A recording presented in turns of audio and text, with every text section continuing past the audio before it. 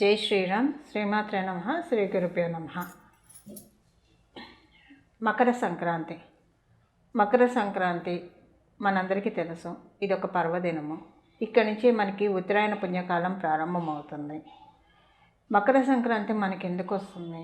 సూర్యనారాయణమూర్తి ప్రతి రాశిలో కూడా ఒక నెల నాళ్ళు సంచారం చేస్తూ ఉంటాడు. మేషరాశి మొదలుకొని మీనరాశి వరకు కూడా ఆయన 12 నెలలు సంచారం సాగిస్తూ ఉంటాడు. ఆయన మకర రాశిలోంచి కర్కాటక రాశి వరకు చేసే సంచారం మొత్తం కూడా ఉత్తరాయణంగా, అంటే ఉత్తరం వైపుగా ఆయన పయనిస్తూ ఉంటాడు. అలాగే కర్కాటక రాశి నుంచి ఆయన మళ్ళీ ధనుసు రాశి వరకు చేసే సంచారం అంతా కూడా దక్షిణాయన పుణ్యకాలంగా మనం వ్యవహరిస్తూ ఉంటాం. అంటే మనకి మకర రాశి నుంచి మిథున రాశి, కర్కాటక రాశి స్టార్టింగ్ వరకు కూడా ఆయన ఉత్తరాయణంలోనే ఉంటాడు. అంటే మీరు సూర్యుని చూస్తే కనుక ఆయన గమనము ఉత్తరం వైపు సాగుతూ ఉంటుంది. అలాగే మనకి మకర సంక్రాంతి మనకి కర్కాటక రాశిలోంచి వచ్చినప్పటి నుంచి ఇంకా తొలి ఏకాదశి నుంచి దక్షిణాయన పుణ్యకాలం ప్రారంభమవుతుంది. ఇప్పుడు ఇదంతా ఎందుకు చెప్తున్నానంటే, మనకి మకర సంక్రాంతి నుంచి దక్షిణాయన పుణ్యకాలం అంతమైపోతూ ఉంది, ఉత్తరాయణ పుణ్యకాలం ప్రారంభమవుతూ ఉంది. ఈ ఉత్తరాయణ పుణ్యకాలము సూర్యనారాయణమూర్తి భూమికి చాలా దగ్గరగా ఉండే సమయము. అందుకే మీకు చూస్తే కనుక ఇంకొక నెల రోజులు అయిన తర్వాత, మాఘం తర్వాత నుంచి ఎండలు బాగా పెరుగుతాయి.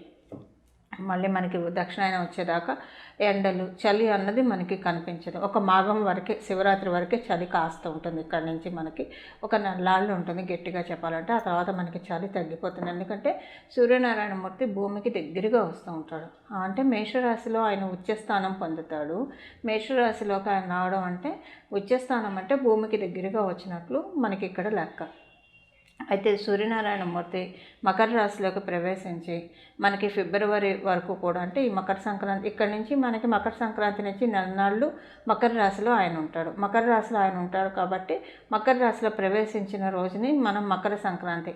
సూర్యనారాయణమూర్తి ఏ రాశిలో ప్రవేశిస్తే అది సంక్రమణం అని అంటాం. అదే రోజుల్లో మనం సత్యనారాయణ స్వామి వ్రతం చేసుకోవచ్చు. మనకి సత్యనారాయణ స్వామి వ్రత కథలో కూడా ఉంటుంది కదా, ప్రతి నెల రవి సంక్రమణ రోజుల్లో వ్రతం చేసుకోవాలని చెప్పి. సో అదే ఇది మకర రాశిలో ఆయన ప్రవేశించడం అన్నది చాలా మంచిది.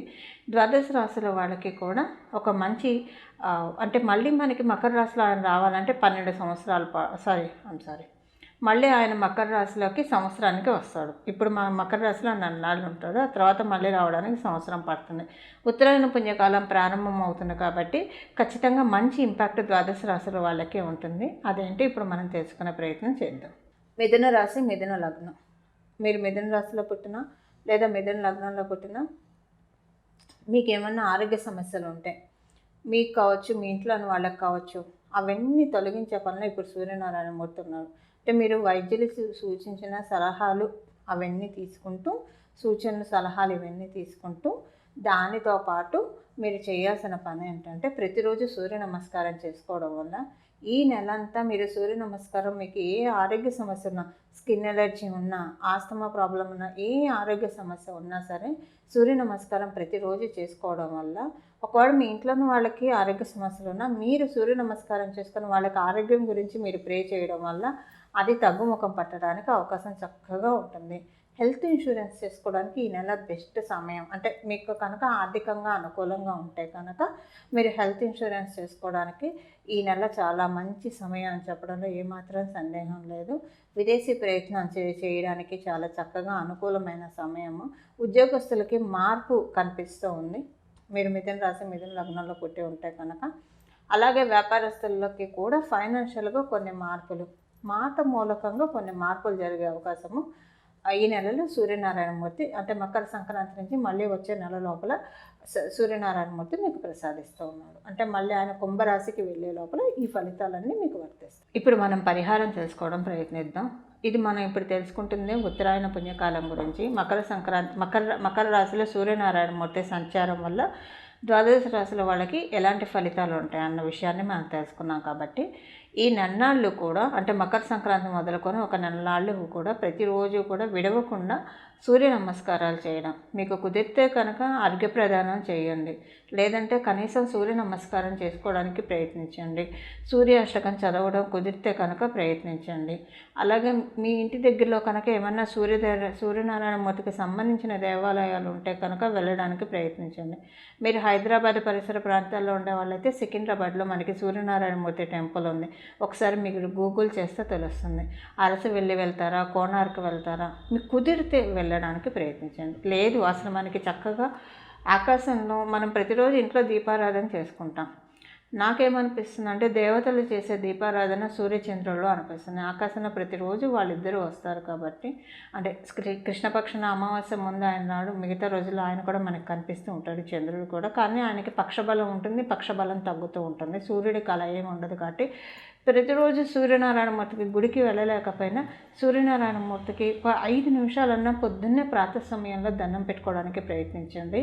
చాలా అంటే చాలా మంచి ఫలితాలు వస్తాయి. ఇప్పుడు మనకి మకర రాశిలో ఆయన సంచారం నిజంగా చాలా మంచిది. ఎందుకంటే ఇప్పుడు మనం గోచరంలో గ్రహస్థితులు చూసుకుంటే కనుక కుంభరాశిలో శనీశ్వరుడు సంచారం చేస్తున్నాడు. మకర రాశికి అధిపతి ఆయనే, కుంభరాశికి అధిపతి శనీశ్వరుడే. అలాగే మనకి సూర్యనారాయణమూర్తి ఉచ్చ స్థానమైన మేషరాశిలో గురు భగవానుడు సంచారం చేస్తూ ఉన్నాడు. మళ్ళీ మనకి ఇలాంటి కాంబినేషన్ మకర రాశిలోకి అయితే సూర్యనారాయణమూర్తి ప్రతి సంవత్సరం ఒకసారి వస్తాడు, అందులో ఏ బాధ లేదు. కానీ గురు భగవానుడు మేషరాశిలో మళ్ళీ 12 సంవత్సరాలకు వస్తాడు. ఏంటండి గురు భగవానుడు మేషరాశిలో ఉంటే ఇప్పుడు అంత ప్రత్యేకత అంటే, మనం ఇక్కడ ఒక విషయం మర్చిపోకూడదు. మేషరాశిలోనే సూర్యనారాయణమూర్తి ఉచ్చస్థానం తీసుకుంటాడు. ఆయన ఎగ్జాల్టేషన్ పాయింట్ అది. కాబట్టి అక్కడ జీవగురుడైన గురు బృహస్పతి ఉండడం ఇంకా మంచిది. అంటే చాలా జీవాన్ని ఇస్తున్నాడు. ఆయన ఎగ్జాల్టేషన్ పాయింట్కి చాలా జీవాన్ని ఇస్తున్నాడు. అలాగే గురు భగవానుడికి ఏ గ్రహమైనా కేంద్రంలో ఉన్న కోణంలో ఉన్నా అది చాలా మంచి ఫలితం ఇస్తుంది ఆ గ్రహం. ఇప్పుడు గురు భగవానుడి నుంచి కేంద్రంలో సూర్యనారాయణమూర్తి సంచారం ఉంది, రవి సంచారం ఉంది. అంటే మీరు లెక్క వేసుకోండి, మేషరాశి నుంచి మనం మకర రాశి లెక్క వేస్తే 10వ స్థానం అవుతుంది, అంటే కేంద్ర స్థానంలో ఆయన ఉన్నాడు. అలానే సూర్యనారాయణమూర్తి మూర్తి నుంచి గురు భగవానుడిని మనం చూస్తే 4వ స్థానం అవుతుంది. సో ఇది 2 కేంద్రం అన్నమాట. కేంద్ర స్థానంలో గురు భగవానుడికి ఏ గ్రహమైనా సరే కేంద్ర స్థానంలో ఉన్నా కోణ స్థానంలో ఉన్నా సరే చాలా మంచి రిజల్ట్స్ ఇస్తుంది. అందుకని నేను ఇప్పుడు మీకు అర్థమైందనే భావిస్తున్నా. మళ్ళీ 12 సంవత్సరాల దాకా ఇలాంటి, అందులో సూర్యనారాయణమూర్తికి ఉచ్చస్థానమైన మేషరాశిలో ఆయన ఉంటూ ఈ కేంద్ర యోగం ఏర్పడటం అనేది మళ్ళీ మనకి 12 సంవత్సరాల దాకా రాదు. అందుకని పదే చెప్తున్నా, ప్రతిరోజు విడవకుండా సూర్య నమస్కారం చేసుకోండి, చాలా మంచి ఫలితాలు వస్తాయి. అర్ఘ్యం ఇవ్వగలిగితే ఇంకా మంచిది. ప్రతిరోజు ఈ అర్ఘ్యం ఒకవేళ ఇవ్వదలుచుకుంటే కనుక చక్కటి రాగి చెంబు ఒకటి కొనుక్కొచ్చుకోండి. మీ ఇంట్లో ఉన్న రాగి చెంబు ఉంటే ఉంది, ఒక చక్కటి చిన్న రాగి చెంబు కొనుక్కోవడానికి ఎంతో కూడా అవ్వదు కదండి. ఒక మంచి రాగి చెంబు కొనుక్కొచ్చుకొని దాని నిండా నీళ్లు పట్టుకొని దాంట్లో బెల్లం ముక్క వేయండి.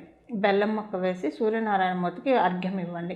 2 చేతులు పైకి చాపి పైకెత్తి అర్ఘ్యం ఇవ్వండి. ఆ నీళ్ళు కింద పడకుండా తులసి కోటలోనే ఏదైనా మొక్కల్లో పడేట్టు ఇవ్వండి.